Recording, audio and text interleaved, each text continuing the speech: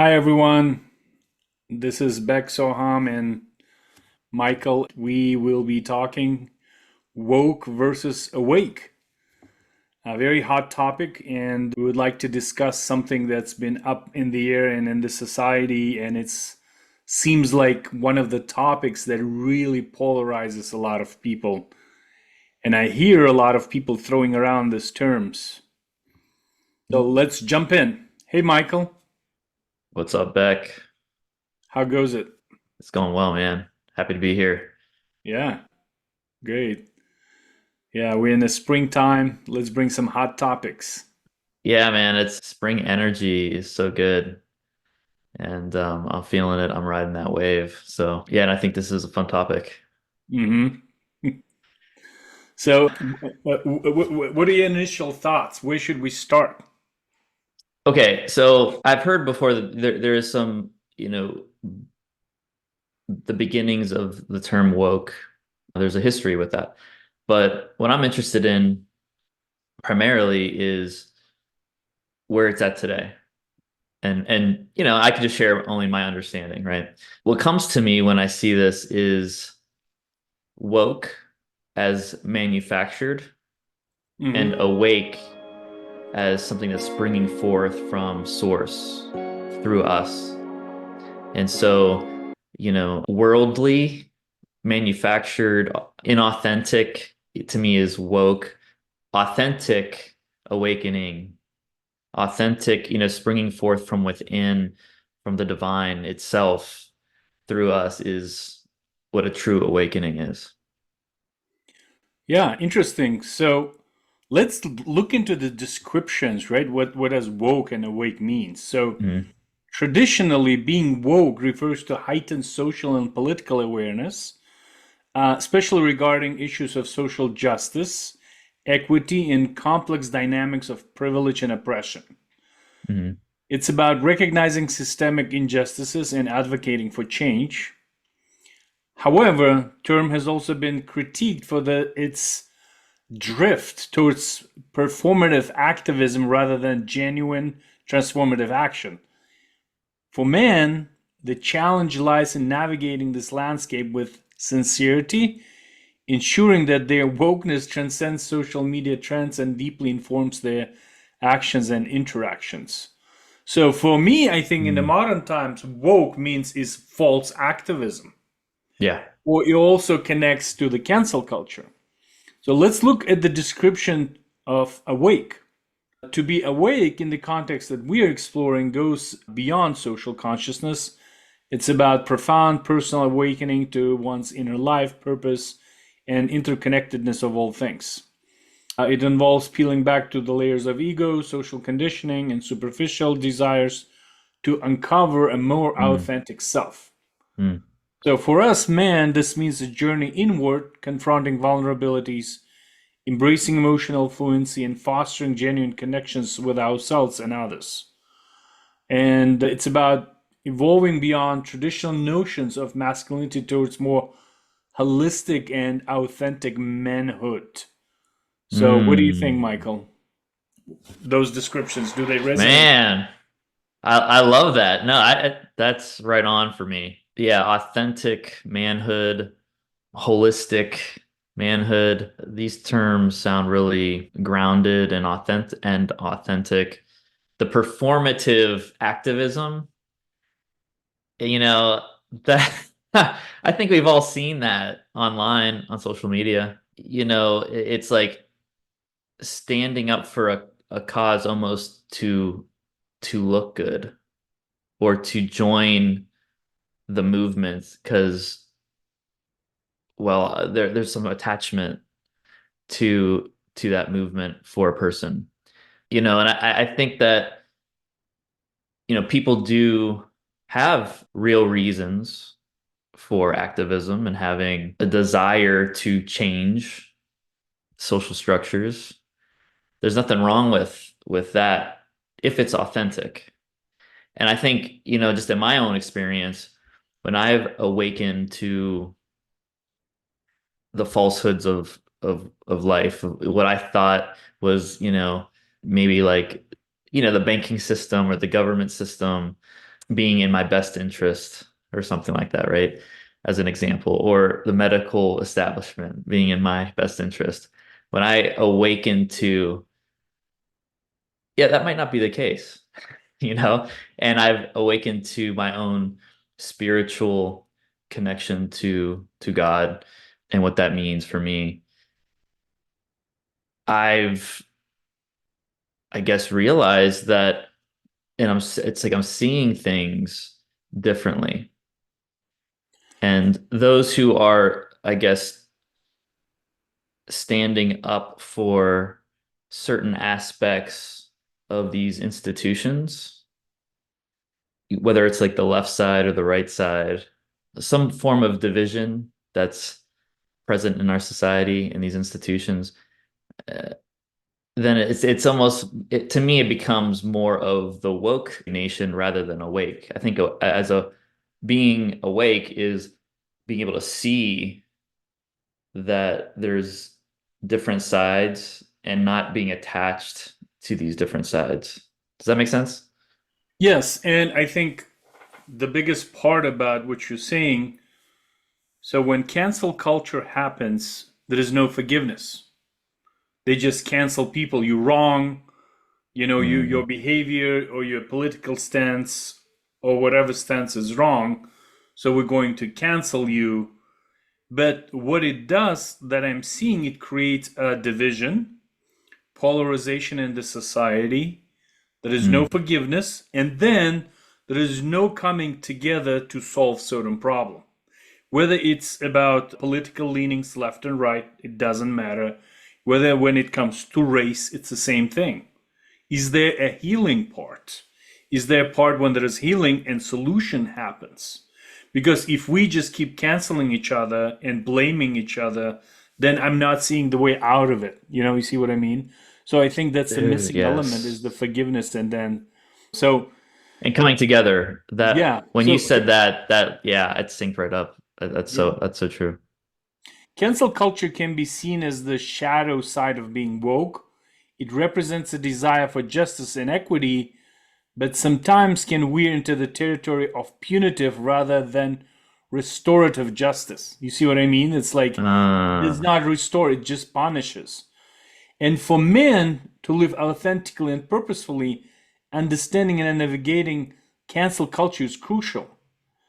And it's important for us to discuss this opportunity to discuss the balance between accountability and compassion, uh, hmm. between calling out and calling in.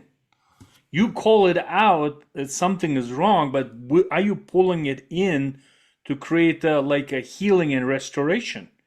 Because we Hmm. have to understand the problem. We understand that something is wrong, but we do not go beyond the blame game. So the question is, how do you take it beyond the blame game and come up with a solution? And each side should be included in that solution. And then there is another very clear distinction. We don't have to agree to come to some kind of solution. We can align with each other. Like one of the Hmm. distinctions I've really was clear for me is alignment instead of agreement. If we like have something that we argue with you, for example, we can't agree on it 100%, for example, on making a solution, but I can align with you on overall thing. Like let's say I like 70% solution, but 30% of it I don't like. But because 70% of it makes sense, I can align behind that solution. Because I don't think there's a perfect solution that both sides can always agree. So it's Oh like my that's God, what we man. as yeah, that's what we're seeing in the So politics good. right now, right? So So if good. you look at the Yeah. politicians, if you look to any questions that's coming up in the society, whether it comes to our health, remember what happened to us during COVID, and then what happened to us during the wars that's happening in Ukraine and Israel. So everybody's taking sides, but Hmm. nobody is talking about creating a healing and solution that comes out of that healing. Or we create maybe solution and then healing happens. I don't know whatever comes first. I think that's what's missing in Hmm. this cancel culture, right? So it's like, yeah. So yes, we ask people to accountability, but we also express a compassion to make sure we bring a solution. Man. You hit the nail on the head there. Um, Beck, uh, man, you should be a leader, man. You should be a men's coach. I am a leader. What are you talking about? Why do you think we're having this I conversation? know. No, it's like jokes aside, I think this is Yeah, a very important conversations to have in the modern times, right? Because it is important that we bring forth this things and we can go over certain distinctions, how we can do it, right? We'll take certain parts and how we'll like, for example, how we integrate cancel culture into woke and versus awake conversation, right? Like let's look at sure. accountability versus how do you say it? Absolutism, right? I don't know what that word is. Like absolutism, absolute, like this Oh, is the okay. only way, This right? is the Like only way. Yeah, yeah, yeah. absolutism, right? Absolutism. Absolutism. So if we begin by exploring the fine line between holding individuals accountable for their actions and the absolutism that sometimes characterizes the cancel culture. So let's discuss how an awake approach emphasizes growth, Mm, learning from mistakes. Like we had a racial discrimination in the past, right? So mm. so what we're learning from it, how we're gonna grow together from the past. What's the potential, for redemption? What should we do? It doesn't happen again. It doesn't happen now and it doesn't happen in the future. And this is into contrast with often unforgiving nature, like all white people racist by default. This just doesn't align with me. Yes, I understand, like white people grew up without realizing they were racist. Like there's structural racism, there's internal racism, because you're like Hmm. you are not oppressed minority, but it doesn't mean that by default whites racist. It's just I don't know, that does not resonate Yeah, with me, right? So I'm right. not saying there are no issues. There are issues. So we have to look at them, and if it's a blind spot, for example, in the race conversation, we should Yeah, bring it up and become aware. I have yeah, blind spots. Everybody have blind yeah, spots. You yeah, know? totally. Yeah. So yeah, Michael, what are your thoughts? Yeah, the blame game. The woke mentality is, as you mentioned, is blaming, not really solving or healing. And, when we blame people or, we blame even institutions, we're holding on to the poison, right, of that resentment and anger, and we're separating ourselves from them. Oh, they're this, they're that, and I'm so righteous, because I can see all that, right? And that's not healing either. That's still separating and dividing. And so I love your distinction of with being awake, it includes solutions. It includes coming together and working together and healing and having discussions on what's really going on here and trusting each other enough to work something out. It's and that takes courage to let go of the blame. It's just like, hey, this is what we're seeing. This is what Yeah, we're discovering here. Is this working or not working? If it's not yeah. working, let's come together and find a solution. As you said, it's working or not working. So this is one of the distinctions I make when I work with teams. I Hmm. don't say I say there's no right or wrong. There is Mm. something that works and something that doesn't. So we have to figure out what works and use that. But if something doesn't work, it doesn't mean it makes somebody wrong. It's just the way that doesn't work. We just have to move on into the space where we can make things Yeah. work, right? So I think that's the biggest part of it. So So I think, but going back to that topic of cancel culture, right? You were talking about, it's like, does that really work? Or is that covering something up and pretending, it didn't exist or pretending that hey, this is wrong, and we're just gonna like, have this judgment against this forever and not come to some healing and growth and transformation.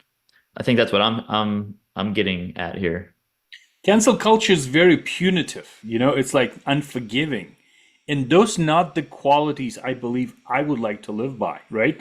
So, and I think the Right. biggest thing that it's missing is empathy and understanding.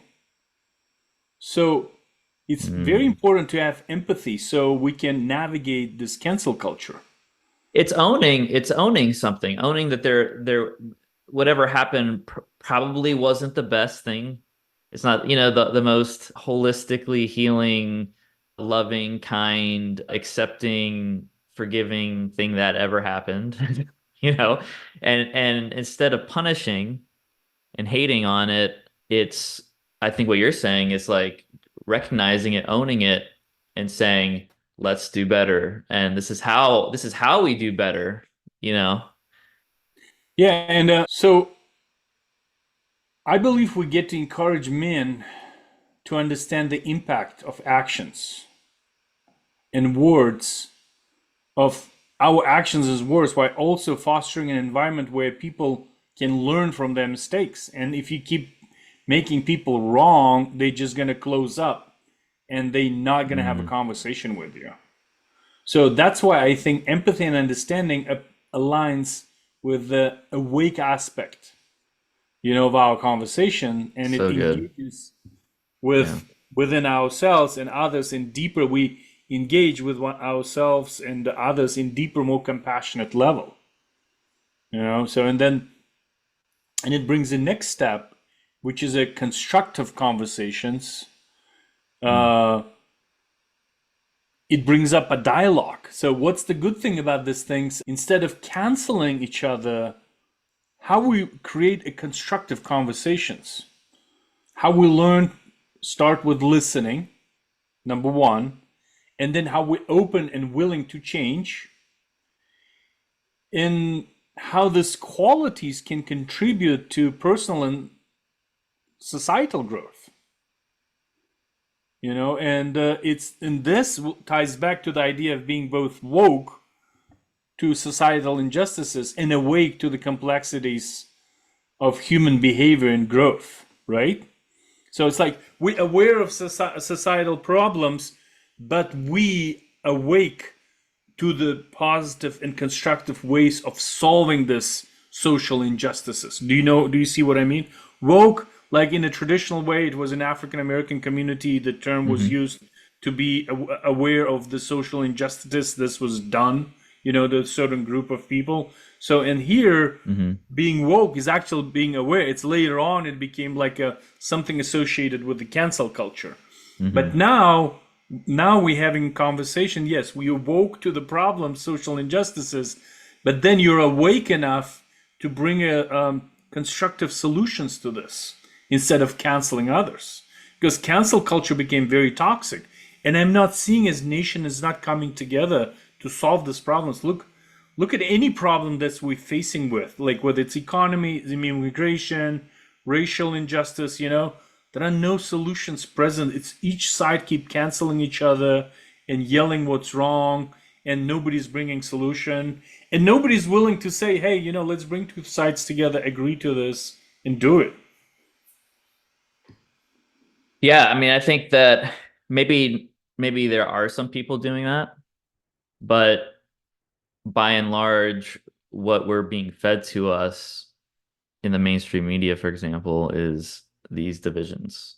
And on social media, what tends to happen is people that we know are posting things about one side versus the other. And so we're just constantly consuming this data, this information that's conflict ridden rather than embracing what's happening, talking about it, and seeing the humanity in all of us, the connection in all of us, and coming together.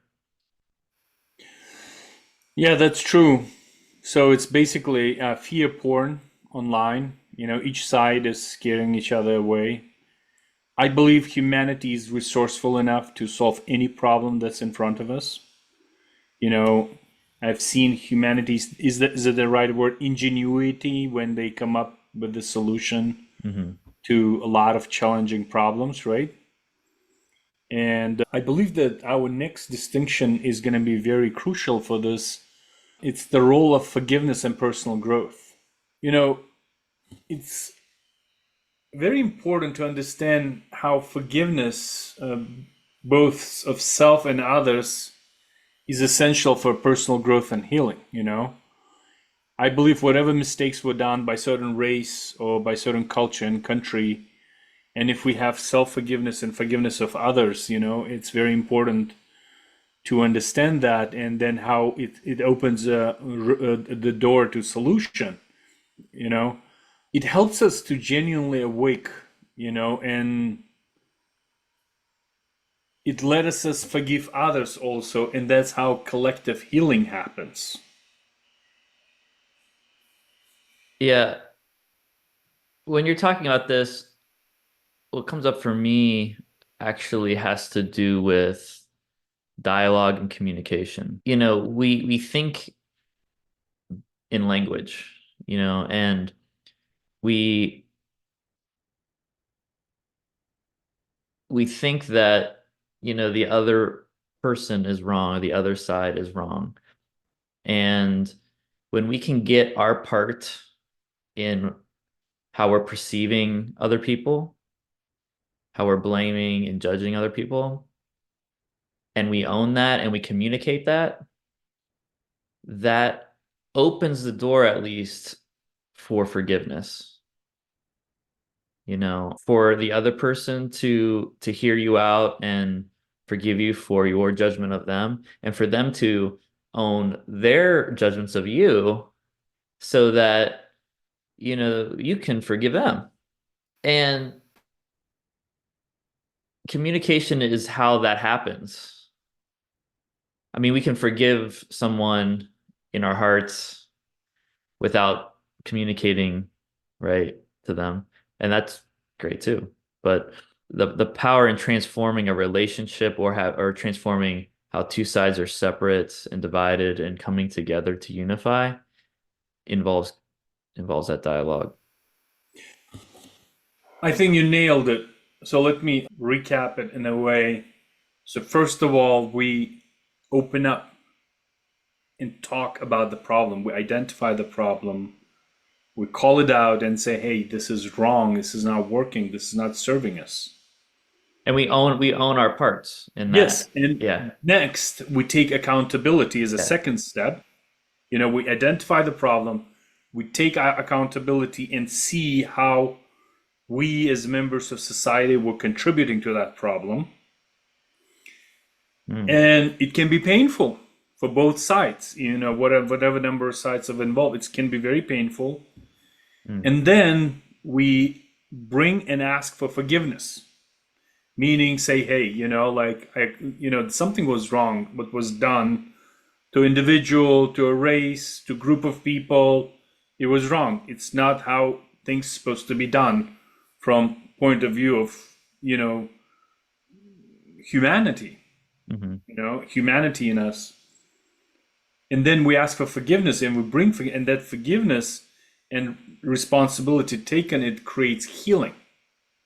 But then, cancel culture stops only in identifying the problem and blaming each other and creating a conflict, right? But here we go further, right? We open up the problem, we identify the problem, we take accountability, we ask for forgiveness, we bring the healing, and the last step, it's Mm. action. Mm. And we start discussion how we can take meaningful action, and how we can change that situation, how we can bring a positive change, whether it's by educating ourselves, by creating conversations, or supporting the causes that solve this problem, and creating movements that align with true justice and true equity. Because even the word equity became like a dirty word, and the corporations, like by embracing it, creating the so-called woke culture, and people are really pushing against it. Why? Because somebody just imposing that conversation on the whole society without bringing that society into the conversation. And that other side, when some side does not accept it because they don't understand it, that's when it creates the conflict and the problem.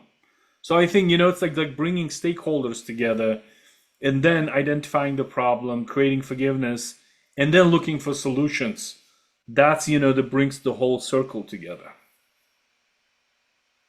And so I'm curious about how this might relate to the everyman. If this is a podcast that focuses a lot on men's issues. And so how can we as men apply what we're talking about here into our lives, our families, our relationships, our own careers and work in the workplace, or if we have a business.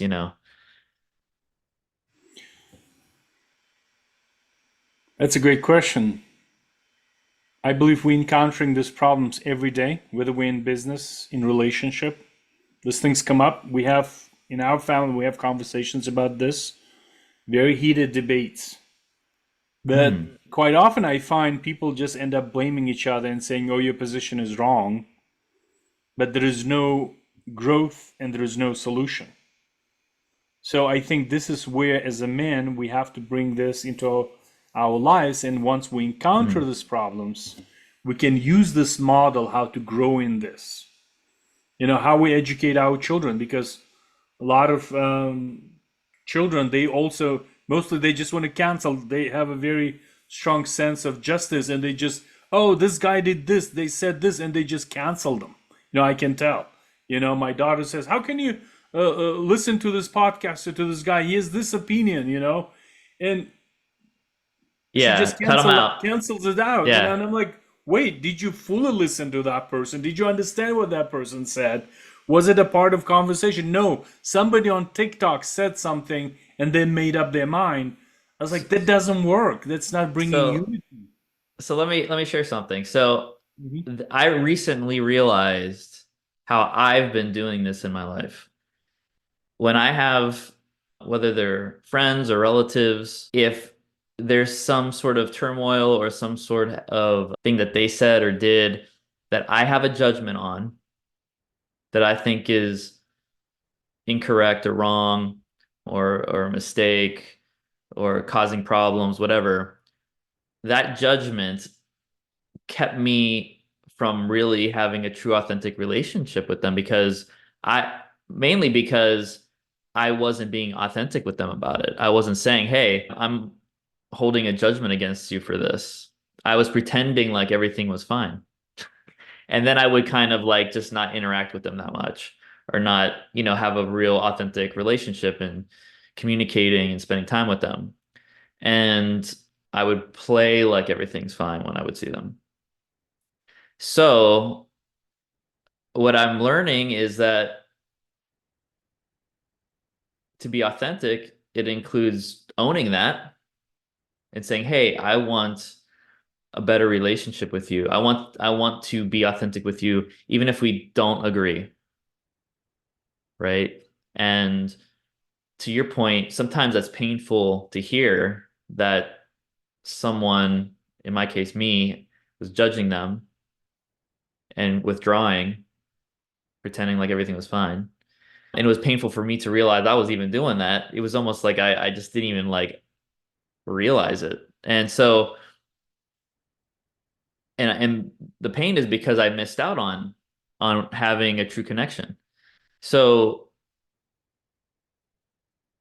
we own that, and then we can begin the healing process, and then come together, become closer, learn ways of communication that allows us to have differences but still maintain a connection and love and respect for each other. Yeah, I believe the cancel culture, from what the story that you're sharing, is we're paying the price for it. You know, you're like, you disagree with someone in your family, you cancel them, and then you miss out on the genuine relationship you could have had with that person, right?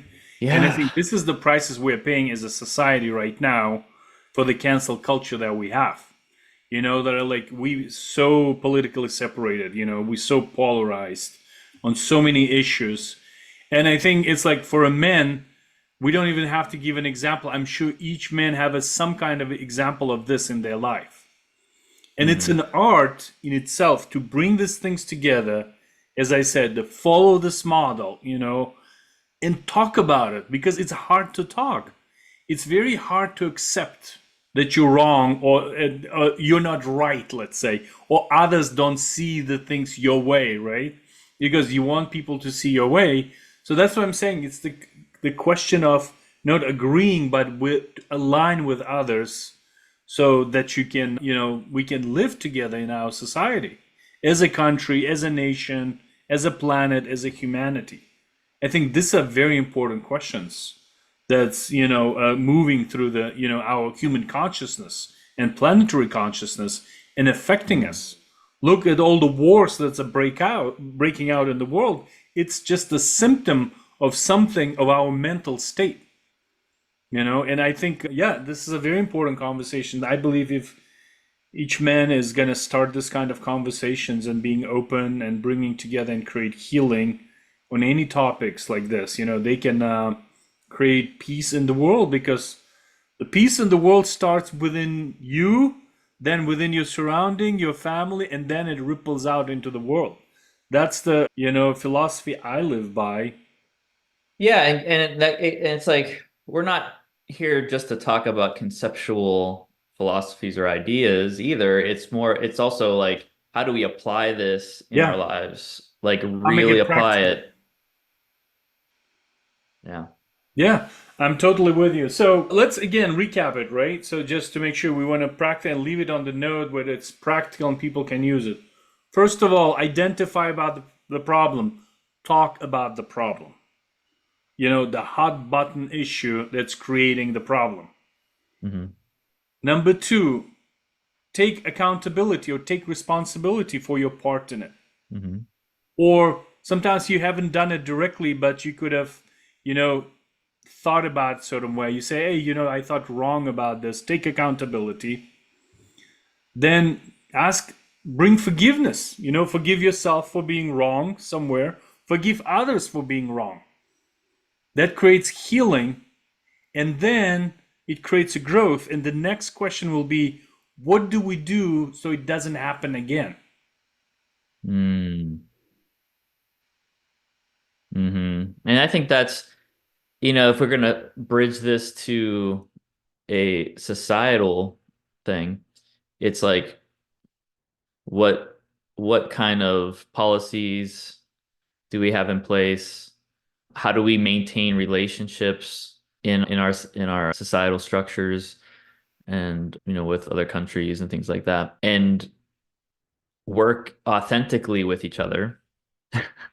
So politicians, listen up, work authentically with each other, and that way it gives us at least the possibility of continuing to heal and continuing to grow and continue to build solutions.